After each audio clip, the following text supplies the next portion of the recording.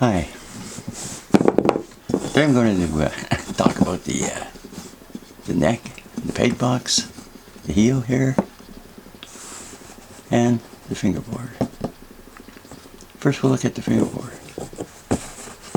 Now, usually when you buy a blank fingerboard, they come with this part already cut out.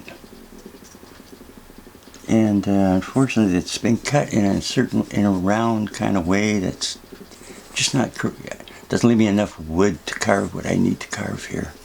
They come too far. So anyways, what I do is I buy just a blank 1 inch by 2 inch by 12 inch of ebony, and with my knife here, that's my knife, and just carve it. Well, I mean, oversimplifying it, but you basically carve this out of that wood. Now, some features of the fingerboard.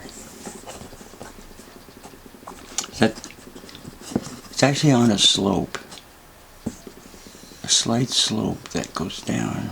Starts up about here, goes down there. Now, the reason for that is that when you put your fingers on here to play, you'll be, if that arc wasn't there, you'd be walking uphill. With the arc there, your fingers are pretty well in a straight line. And when you press on the string, because it's down a little, you get a greater arc to the bridge, which gives you more ability to play that string. The shape, if we go to the end, it's more or less like the bridge, I guess. But that shape here follows all the way down. It shrinks, it shrinks, it shrinks. It's the same form shape as here, as up here, but reduced down in size. Now this also has a ring note to it. If you put your fingers on the node here, get over here, Ricky, and hit it. It'll produce a tone, doom doom doom, which is an A, doom doom doom doom, which is the same as the back plate.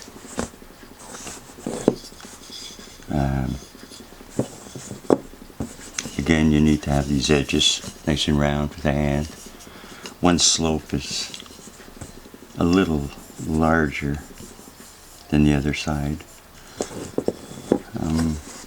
Other than that, try to find a piece of quarter sawn, straight grain, so you get the most resonance of it. I'll go to the fingerboard here now. This was on it here. Yes. So that fingerboard on here. Yeah. Like that. Anyways, such as such.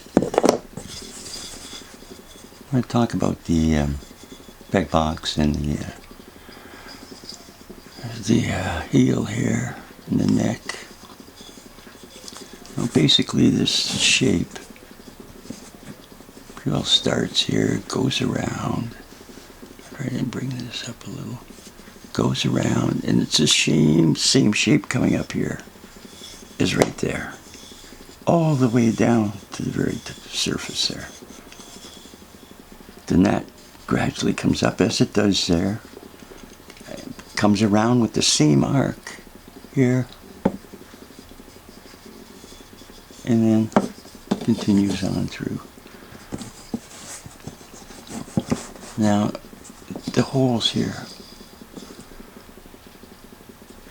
you have to be careful that this key here, when you string it up, that the string doesn't lie over that key right there. So this key here has to be a little lower than this key. But you have this is the small end of the key, the large end on this side. And opposite here, we have the big end. So you have a little area there. This one also, this string not to lay over this string not to lay over this string. it'll upset the balance of the strings. It'll always loosen them as you tighten one or whatever. Changes the arc of the pull on it.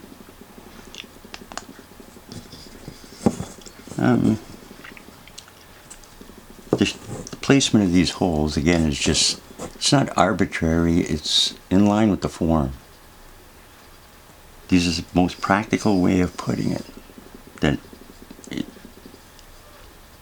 achieves all those parameters of missing the peg next to it.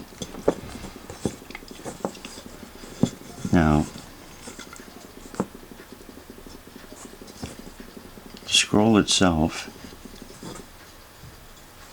it's an interesting thing, the scroll. There's a lot of symmetry, the same as you would find over here. Sorry about that, I just dropped my sign. Anyways, this would go in here like so. This would go in here like so. This would go in here like so. And this would go in here like so. Now these opposite angles you can find also. Which, these are the, when you make the sides, this is the bend. No, is it just by coincidence that the same bends appear on here as the shape here? It's not by coincidence.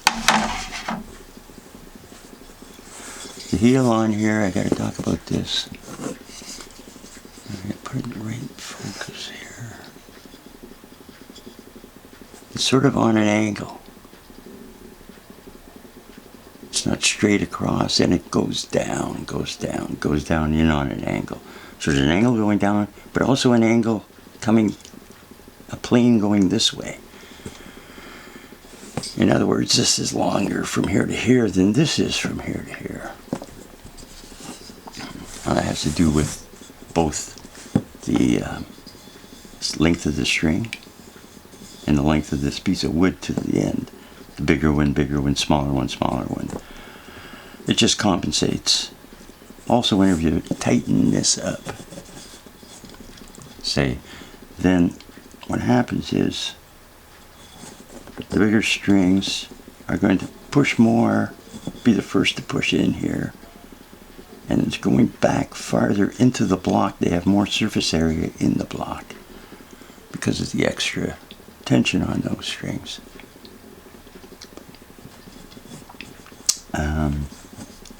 Again, this angle here determines the angle that this sits on the violin.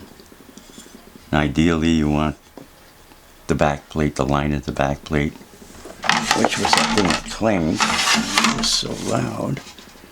You want the back plate here, the plane of it, looking at the plane of that. When it's together, that plane should go right through the volute here. And you know you're in line. That this is the correct angle, then you have the correct distance to the plate over here.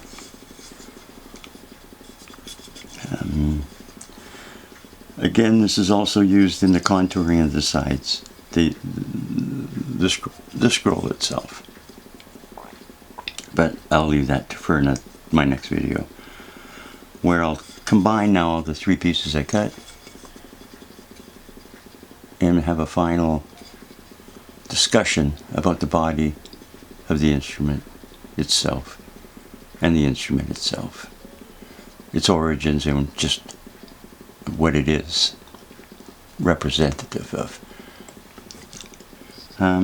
Until then, if you want to, when I carved these three pieces in these last three videos, I carved them over last fall, but I took a picture every day of the progress I made on each one. So if you go to artwanted.com/rparis, I have pictures of each day in the progress of this instrument, which may be of interest to see how much you actually have to cut with that knife to get to this point. Anyways, thanks again for watching, and I'll post that next video as soon as possible. Thanks.